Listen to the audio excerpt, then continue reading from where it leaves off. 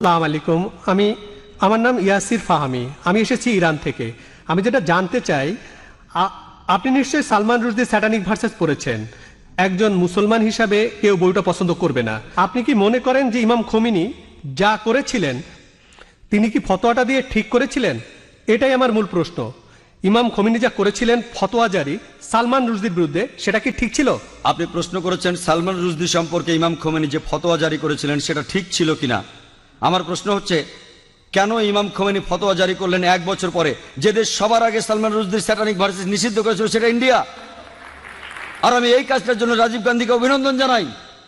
কেন ইমাম খোমেনি সালমান রুশদিকে হত্যা করার ফতোয়া দিলেন 1 বছর পরে? কারণ তাকে নিয়ে কোনো খবর হচ্ছিল না। সবই রাজনীতির খেলা। আপনি যদি ফতোয়া দিতে চান আপনি সেটা দেবেন। বইটি পৃথিবীর বিভিন্ন দেশে সমালোচিত হয়েছে, অনেক দেশ নিষিদ্ধ করেছে, আর তিনি ফতোয়া দিলেন তাকে হত্যা করতে হবে। ঠিক না ঠিক সেটা পরের কথা। এটাই হচ্ছে রাজনীতির খেলা, রাজনৈতিক সুবিধা। এইসবই রাজনীতির খেলা। কিন্তু রাজীব গান্ধী যা করেছিলেন হয়তো তিনি এটা জানতেন না। আমি আগেও এই স্যাটানিক ভার্সেস নিয়ে কথা বলেছি, যদিও বইটা ইন্ডিয়াতে নিষিদ্ধ। আমি বইটা পড়েছি। হয়তো জানেন সালমান রুশদি বলে যে সে মুসলমান ছিল, সে কাউকেই বাদ দেয়নি। তার বইতে সে রানী এলিজাবেথকে ছোট করেছে। আর সেই একই ব্রিটিশ সরকার এক আমেরিকান লেখকের বই নিষিদ্ধ করেছে অশ্লীল শব্দ ব্যবহারের জন্য, father, uncle, cousin, king, Margaret থ্যাচারকে উদ্দেশ্য করে। আর এই সালমান রুশদি শব্দটাকে আরো ভয়াবহ করলো আইএনজি যোগ করে। তারপরেও বইটা খুব জনপ্রিয়। তাহলে একজন আমেরিকান লেখক, তার বইটা নিষিদ্ধ হলো 4টা অক্ষর থ্যাচারকে বলার জন্য। আর এই লোক সালমান রুশদি সেটাকে ভয়াবহ করলো আইএনজি দিয়ে, সেই একই মার্গারেট থ্যাচারকে উদ্দেশ্য করে। কিন্তু সে পেল পুরস্কার। কেন? কারণ সে ইসলামের নিন্দা করেছে। এতে তারা খুব খুশি। আর আপনি কি জানেন সে বাদ দেয়নি রাম সীতাকেও? এদেরকে শ্রদ্ধা করে বেশিরভাগ ইন্ডিয়ান, তাদেরকেও ছোট করেছে। আমি শব্দটা আর বলতে চাই না। সে তাদেরকেও ছোট করেছে, তাদেরকেও ছাড়েনি। আর অনেক লোকই সেটা সমর্থন করে। তাই রাজীব গান্ধী সম্ভবত জানতেন না, কিন্তু পরে তিনি বইটা পড়ে বুঝতে পেরেছেন যে কাউকেই সেখানে বাদ দেওয়া হয়নি। তাহলে কেউ যদি সব সময় নিন্দা করে, পবিত্র কোরআনের সূরা মায়দার 33 নম্বর আয়াতে উল্লেখ আছে যে যদি কোনো ব্যক্তি আল্লাহর বিরুদ্ধে যুদ্ধ করে আর তার নবীর বিরুদ্ধে, অনেকগুলো পদ্ধতি আছে। একটা হচ্ছে তাকে মৃত্যুদণ্ড দিন, ক্রুশবিদ্ধ করুন, বিপরীত দিক থেকে হাত পা কেটে ফেলুন, অথবা দেশ থেকে বহিষ্কার করে দিন। আর এই আইন শুধু কোরআনে নয়, এটা বাইবেলেও আছে। যদি আপনি বুক অফ লেভিটিকাস পড়েন, সেখানে আছে যদি কেউ ধর্মের বিরুদ্ধাচরণ করে তাকে পাথর নিক্ষেপ করে হত্যা করো। এমনকি একজন পথিকও তাকে পাথর নিক্ষেপ করতে পারে যে ধর্মের বিরোধিতা করে। তাহলে এই আইন সব ধর্মগ্রন্থে আছে, শুধুমাত্র ইসলামে নয়, বেশিরভাগ ধর্মগ্রন্থেই এ কথা আছে। হতে পারে খ্রিস্টান ধর্ম, হতে পারে ইসলাম ধর্ম, হতে পারে ইহুদি ধর্ম। স্রষ্টার বিরোধিতা যদি নিশ্চিতভাবে ঈশ্বরের বিরোধিতা করা হয়, অন্য কোনো দেশে সীমা নাই। আমরা এখান থেকে ফতোয়া দিতে পারি না যে তাকে হত্যা করা হবে ইত্যাদি। যদি সেই দেশে ইসলামের আইন থাকে, কেউ স্রষ্টার বিরোধিতা করলে তার জন্য নির্দিষ্ট আইন এবং কিছু নিয়ম কানুন আছে। কিন্তু রাজনীতিবিদরা যা করেন, মুসলমান রাজনীতিবিদ হোক অথবা অমুসলমান রাজনীতিবিদ হোক, আমি দুঃখিত, আমি কোনো রাজনীতিবিদকে ছোট করতে চাচ্ছি না, সবাই না হলেও আমি বলবো বেশিরভাগ, আপনি দেখবেন তারা নিজেদের সুবিধার জন্য আপোষ করছে। আর ঠিক এই কারণেই বলা হয়ে থাকে যে ধর্ম আর রাজনীতি দুটো আলাদা জিনিস, কিন্তু তারা ধর্মকে ব্যবহার করে হাতিয়ার হিসেবে খ্যাতি অর্জনের জন্য। মানুষ এই কাজটাই করে। আমাদের বোঝা উচিত যে ফতোয়া দিয়েছিলেন খোমেনি, আমার মতে এটা রাজনৈতিক ফায়দা লুটারি কৌশল। কিন্তু বইটা নিষিদ্ধ করেছিলেন রাজীব গান্ধী, সেটা ঠিক ছিল। তিনি নিষিদ্ধ করেছিলেন প্রথম, আর এখন এই নিষেধাজ্ঞা তুলে নেওয়া হচ্ছে। আমি জানি না এই নিষেধাজ্ঞা আছে না তুলে নিয়েছে। এই নিষেধাজ্ঞা তুলে নেওয়ার জন্য দাবি এসেছিল। তবে কেউ যদি স্রষ্টার বিরোধিতা করে, ইসলাম বলে, খ্রিস্টান ধর্ম বলে, খ্রিস্টান ধর্মে তাকে পাথর মেরে হত্যা করতে হবে। ইসলাম ধর্মে 4টা পথ আছে, হত্যা থেকে বহিষ্কার পর্যন্ত। খ্রিস্টান ধর্মে একটাই পথ, শুধুমাত্র পাথর মেরে হত্যা করা। ইসলামে 4টা পথ আছে, বেছে নিতে পারেন। খ্রিস্টান ধর্মে শুধুই পাথর মেরে হত্যা করা। আশা করি আপনি উত্তরটা পেয়েছেন। আমি নেদারল্যান্ডস থেকে এসেছি। এখন আন্তর্জাতিক আইন ও মানবাধিকার নিয়ে কাজ করি। আমার 2টা প্রশ্ন আছে। প্রথম প্রশ্ন হল, যে কেউ মুসলিম ও ক্যাথলিক পরিবারে বড় হয়েছে এবং নিজের ধর্মীয় পরিচয় নিয়ে বিভ্রান্ত, তাকে আপনি কি পরামর্শ দেবেন? বোন, দয়া করে আপনার নামটা আবার বলবেন, আমি স্পষ্ট শুনতে পাইনি। আমার নাম সোরাইয়া। সুরাইয়া? হ্যাঁ। তাহলে আপনি মুসলিম? আমার বাবার দিক থেকে হ্যাঁ। বোনটি খুব ভালো প্রশ্ন করেছেন। তিনি নেদারল্যান্ডস থেকে এসেছেন এবং বর্তমানে আন্তর্জাতিক আইন ও মানবাধিকার নিয়ে কাজ করছেন। তার দুটি প্রশ্ন ছিল। প্রথম প্রশ্নটি হলো, যদি কেউ মুসলিম ও ক্যাথলিক পরিবারে বড় হয় এবং নিজের ধর্মীয় পরিচয় নিয়ে বিভ্রান্ত থাকে, তাকে আমি কি পরামর্শ দিতে পারি? তাহলে আপনার বাবা মুসলিম ছিলেন হ্যাঁ। আর আপনার মা খ্রিস্টান ছিলেন। হ্যাঁ, ক্যাথলিক। ক্যাথলিক। তাহলে আপনি আপনার ধর্মীয় পরিচয় নিয়ে কিছুটা বিভ্রান্ত, তাই না? আপনি জানতে চান কি করবেন। হ্যাঁ। আমি আপনাকে বলবো, আপনি ইসলাম আর খ্রিস্টান ধর্ম দুটো ধর্মের মধ্যে তুলনামূলকভাবে পড়াশোনা করেন। যখন আপনি দুটো ধর্ম ভালোভাবে জানবেন, তখনই দেখবেন কোনটা সত্য, কোনটা বেশি যৌক্তিক। তারপর সেই ধর্মটি গ্রহণ করেন যেটা আপনার কাছে বেশি সঠিক মনে হবে। ঠিক আছে। আপনি এমন একটা অবস্থানে আছেন যেখানে আপনার বাবা একজন মুসলিম এবং আপনার মা একজন ক্যাথলিক। হ্যাঁ। আপনার বাবা কি নামাজ রোজা করতেন, মানে প্র্যাকটিসিং মুসলিম ছিলেন? হ্যাঁ, ছিলেন। তিনি মারা গেছেন? না না, এখন বেঁচে আছেন। তাহলে তিনি আগে প্র্যাকটিস করতেন, এখন আর তেমন করেন না। ঠিক তাই। আর আপনার মা এখনো প্র্যাকটিসিং ক্যাথলিক। হ্যাঁ। মাশাআল্লাহ। তাহলে বুঝতে পারছি যে আপনি হয়তো আপনার মায়ের কাছ থেকে খ্রিস্টান ধর্ম বেশি শিখেছেন, তাই না? না, উল্টোটা। আমি জীবনের বেশিরভাগ সময় বাবার সঙ্গে ছিলাম। তিনি আমাকে ইসলাম সম্পর্কে অনেক কিছু শিখিয়েছেন। মাশাআল্লাহ, খুব ভালো। তাহলে আপনি ইসলামও জানেন, খ্রিস্টান ধর্মও কিছুটা জানেন। আপনি কি কখনো দুই ধর্মের মধ্যে তুলনা করেছেন? হ্যাঁ, করেছি।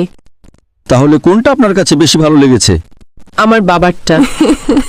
মাশাআল্লাহ, আপনার বাবার ধর্ম আপনার ভালো লেগেছে। বোন, একটা বিষয় খুব স্পষ্ট, যদি আপনি মুসলিম হন তাহলে আপনাকে যীশুখ্রিস্ট আলাইহিসসালাম সম্পর্কে একটুও খারাপ কথা বলতে হবে না। আগেও বলেছি, ইসলামই একমাত্র অখ্রিস্টান ধর্ম যা যীশুখ্রিস্টে বিশ্বাস করাকে বিশ্বাসের একটি মৌলিক স্তম্ভ বলে গণ্য করে। বোন, আমি আরো জানতে চাই যে আপনি নিজেকে মুসলিম মনে করেন, খ্রিস্টান মনে করেন, নাকি দুই ধর্মের মিশ্র ভাবেন? আমি আমার পারিবারিক পটভূমি ব্যাখ্যা করেছি, কারণ আমি মনে করি যদি আমি কোনো এক ধর্মে নিশ্চিত হই তাহলে আমি ব্যর্থ হব। ওহ, আপনি মনে করেন যদি কোনো এক ধর্মে নিশ্চিত হন তাহলে আপনি ব্যর্থ হবেন? ঠিক তাই। তাহলে বোন, আমার বিশ্লেষণ হলো আপনি ইসলাম বা খ্রিস্টান ধর্ম দুটোর কোনোটাকে আসলে ভালোভাবে জানেন না। ঠিক আছে। কারণ যদি আপনি সত্যিকারই যে কোনো একটাকে ভালোভাবে জানতেন তাহলে নিশ্চয়ই একটাকে গ্রহণ করতেন। ঠিক আছে। এটা শুধু আমার বিশ্লেষণ, আমি ভুল হলেও পারি, আর আমি আপনার অনুভূতিতে আঘাত দিতে চাই না।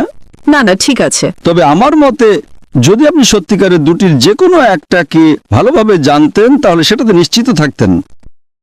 এখন আসুন আমি বিষয়টা ব্যাখ্যা করি। ইসলামই একমাত্র অখ্রিস্টান ধর্ম যেখানে যীশুখ্রিস্টে বিশ্বাস রাখা ঈমানের একটি অংশ।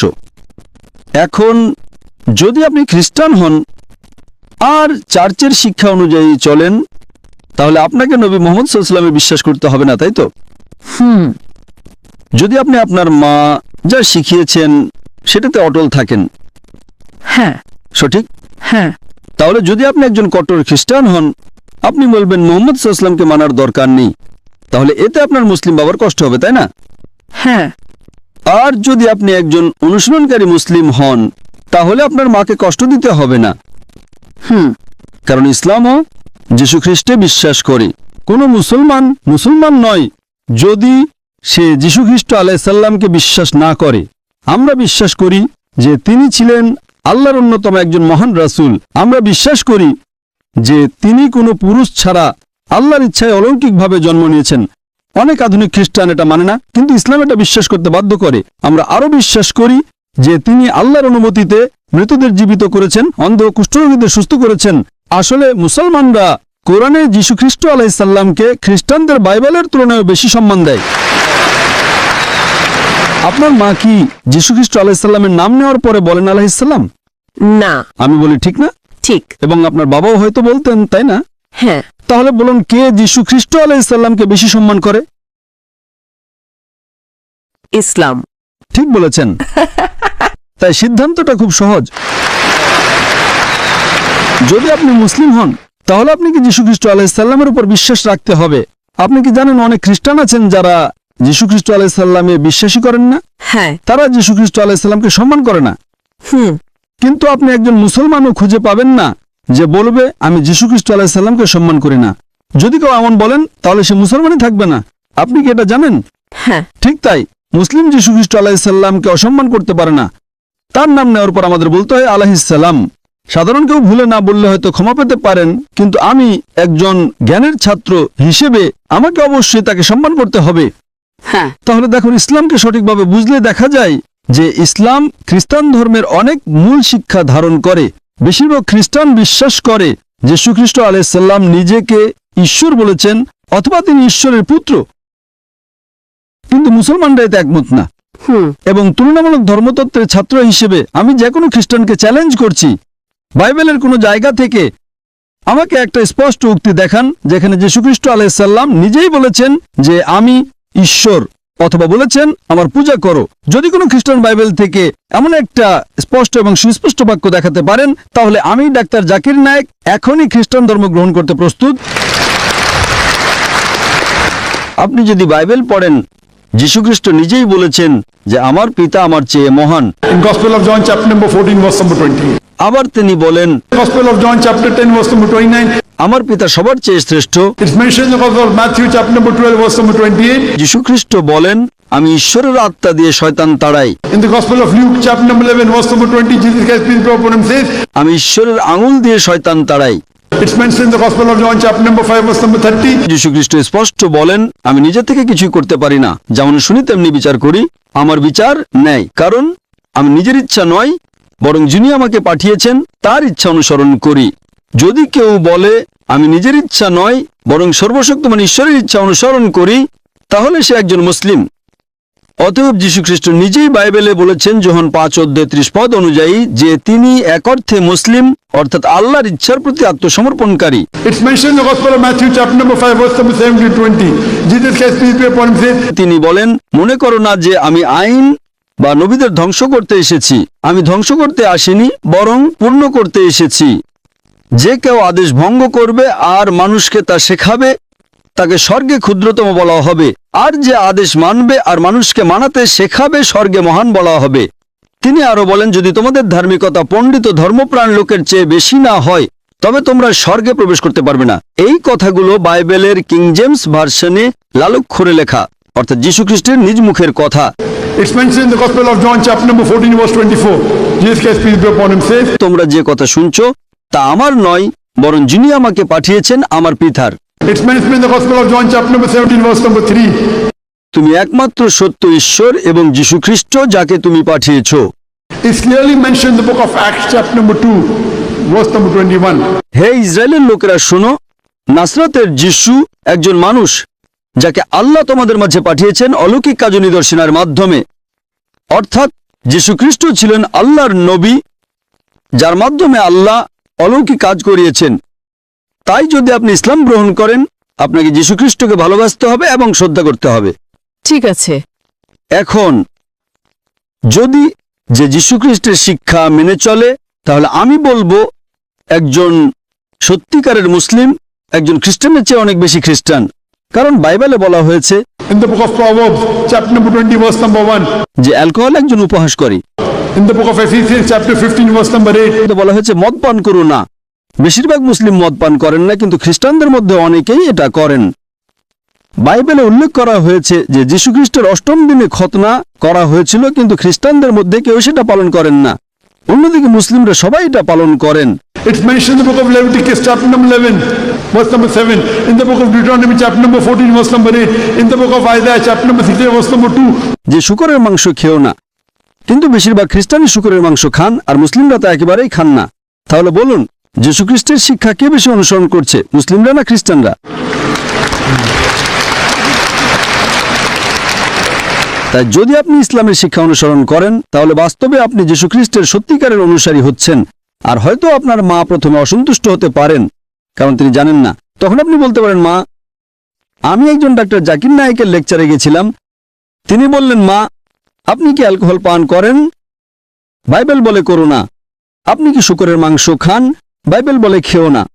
You know, it's mentioned in the book of Deuteronomy chapter number 22, verse number 5. যে নারী যেন পুরুষের পোশাক না পরে, পুরুষে যেন নারীর পোশাক না পরে। It's mentioned in the 1 Timothy chapter number 2, verse number 9. নারীদের উচিত শালীন পোশাকে সংযতভাবে নিজেদের সাজানো, সোনা গয়না বা বিলাসী পোশাকে নয়। আপনি কি মাদার মেরির ছবি দেখেছেন? হ্যাঁ তার মাথা ঢাকা ছিল কিনা? হ্যাঁ। তো মাদার মেরি কি মুসলিমদের মতো নাকি আপনার মা মুসলিমদের মতো? মেরি। আপনি জানেন কোরআনে মারিয়াম নামে একটি সম্পূর্ণ অধ্যায় আছে এবং কোরআন মরিয়ামকে উল্লেখ করে। It's mentioned in Surah Imran chapter 3, verse number 42. وَإِذْ قَالَ الْمَلَائِكَةُ يَا مَرْيَمُ إِنَّ اللَّهَ اصْطَفَاكِ وَطَهَّرَكِ وَاصْطَفَاكِ نِسَاءَ الْعَالَمِينَ। কোরআন মা মেরিকে সকল জাতির নারীদের ওপরে বলে অভিহিত করে। তো কে মা মেরিকে বেশি সম্মান করছে, বাইবেল নাকি কোরআন? কোরআন। তো আপনি কাকে অনুসরণ করবেন, বাইবেল নাকি কোরআন?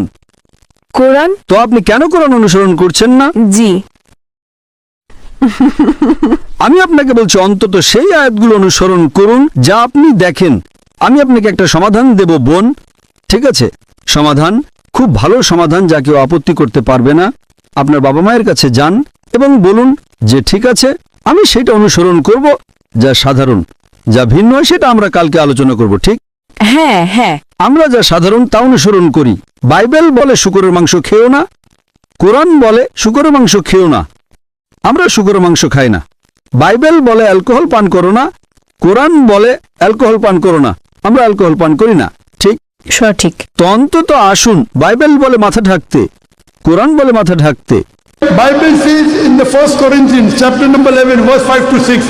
যে নারী মাথা না ঢেকে প্রার্থনা করে সে তার মাথাকে অসম্মান করে, তার মাথা মুড়িয়ে ফেলা উচিত। কোরআনে এমন কোনো আয়াত নেই। তো বাইবেল কোরআনের চেয়ে বেশি কঠোর, যা আপনাকে আপনার মাথা ঢাকতে হবে।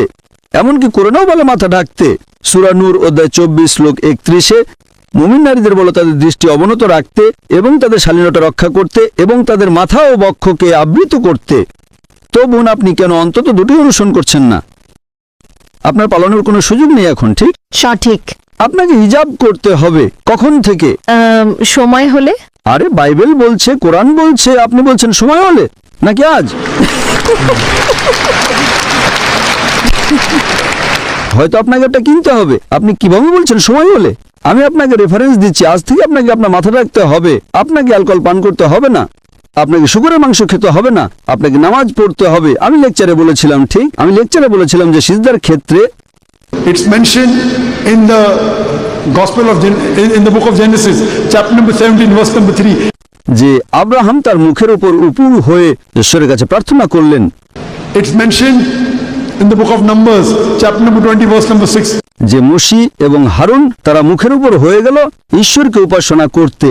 It's mentioned in the book of Joshua, chapter number 15, verse number 4. যে যোশুয়া তার মুখের উপর উপর হয়ে ঈশ্বরকে উপাসনা করলেন। It's mentioned in the Gospel of Matthew, chapter number 26, verse 39. যে যীশু খ্রিস্ট তার উপর শান্তি বর্ষিত হোক গেতসেমানির বাগানে 2-3 কদম এগিয়ে গেলেন, মুখের উপর উপর হলেন, উপাসনা করলেন। তো যীশু খ্রিস্ট যখন সিজদায় আছেন, বাইবেলে উল্লেখ আছে এমনকি নামাজের জন্য আপনাকে সিজদা করতে হবে, ঠিক না ভুল? সঠিক। কিন্তু খ্রিস্টানরা সাধারণত সিজদা করে না। তো আপনাকে অন্তত বাইবেল এবং কোরআনে যা সাধারণ তা অনুসরণ করতে হবে, যা ভিন্ন তা আমরা কালকে আলোচনা করতে পারি। আপনাকে আপনার বাবা মা দুজনকেই সন্তুষ্ট করতে হবে প্রথমে, এবং তারপর আপনি আল্লাহকে সন্তুষ্ট করেন। প্রথমটা হলো আল্লাহকে সন্তুষ্ট করা। কিন্তু আমার সমাধান হলো অন্তত যা সাধারণ তা প্রথমে অনুসরণ করেন, যা ভিন্ন তা আমরা কালকে আলোচনা করতে পারি। যদি আপনার মা বলেন যে না না না এটা চার্চের শিক্ষা নয়, আপনাকে বাইবেল অনুসরণ করতে হবে, চার্চকে নয়, ঠিক? সঠিক। বাইবেল খ্রিস্টান ধর্ম অনুযায়ী ঈশ্বরের বাণী, চার্চের কথা নয়। সুতরাং আগে মিলের জায়গাগুলো মেনে চলি, পার্থক্যগুলো নিয়ে পরে কথা বলতে পারি। তো সাধারণ বিষয় হলো আপনাকে যীশুখ্রিস্টকে বিশ্বাস করতে হবে যে যীশুখ্রিস্ট তিনি নিজেকে কখনো ঈশ্বর বলেননি। আপনাকে বিশ্বাস করতে হবে না যে তিনি ঈশ্বর। তারপর আপনাকে জানতে হবে যীশুখ্রিস্ট তার উপর শান্তি বর্ষিত হোক। In the Gospel of John, chapter number 16, verse number 11 to 14. আমার তোমাদের বলার অনেক কিছু আছে, কিন্তু এখন তোমরা তা সহ্য করতে পারবে না। যখন সত্যের আত্মা আসবে তখন সে তোমাদের সব সত্যের পথে পরিচালিত করবে। তিনি হযরত মুহাম্মদ সাল্লাল্লাহু আলাইহি ওয়াসাল্লামের কথা বলছেন। যদি আপনার পড়শি সময় থাকে আমি মালাঙ্গে একটা বক্তৃতা দেব হযরত মুহাম্মদ সাল্লাল্লাহু আলাইহি ওয়াসাল্লাম এবং বিভিন্ন ধর্মগ্রন্থে। তো যদি আপনি এটা অনুসরণ করেন, আপনাকে হযরত মুহাম্মদ সাল্লাল্লাহু আলাইহি ওয়াসাল্লামকে বিশ্বাস করতে হবে। আপনার কোনো পছন্দ নেই। তবে আশা করি ইনশাআল্লাহ বোন, খুব শীঘ্রই আপনি একজন প্র্যাকটিসিং মুসলিম হবেন এবং একজন প্র্যাকটিসিং খ্রিস্টান হবেন। কারণ যদি আপনি প্র্যাকটিসিং মুসলিম হন তাহলে যদি আপনি কোরআন এবং নবীর শিক্ষা অনুসরণ করেন তাহলে খ্রিস্টানদের চেয়ে ভালো প্র্যাকটিসিং মুসলিম হবেন। আশা করি প্রশ্নের উত্তরটা পেয়েছেন বোন। ঠিক আছে, আপনাকে অনেক ধন্যবাদ।